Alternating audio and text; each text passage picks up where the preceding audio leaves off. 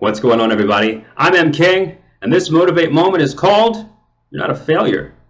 You know, a failure is been described as an event and not a person.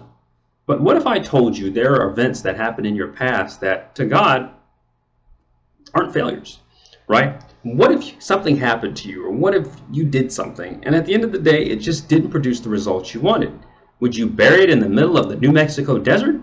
Well, you shouldn't, because it would be unearthed more than 30 years later, and people would end up, well, bringing attention to it, and many would show interest. You're probably wondering, what am I talking about? Well, some time ago, Atari's E.T. was discovered in the middle of Alamogordo, New Mexico. It was at a dump site, believe it or not, and it was, gosh, tons, 700,000 plus game cartridges that were found in the middle of the desert. Why? You're probably wondering. Well, believe it or not, Atari's video game E.T. actually was the reason why the video game system, well, somewhat reached its demise.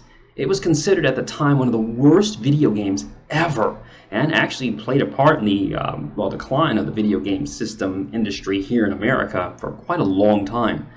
Well, to be honest with you, Atari was so upset about the video game doing so horrible, they needed an inexpensive way to bury or get rid of 700,000 plus video games. James Heller, who was a former Atari manager, ended up, well, coming to the whole conclusion that, well, hey, let's bury them in the desert. And they got rid of them out of an El Paso, Texas warehouse, and they thought that was it. Well, believe it or not, it wasn't. It wasn't until, what? A few decades later, they end up finding the game in the desert, and well, now they're making a documentary on it, which I actually should be finished. And as well, people were out there playing the video game. What's my point?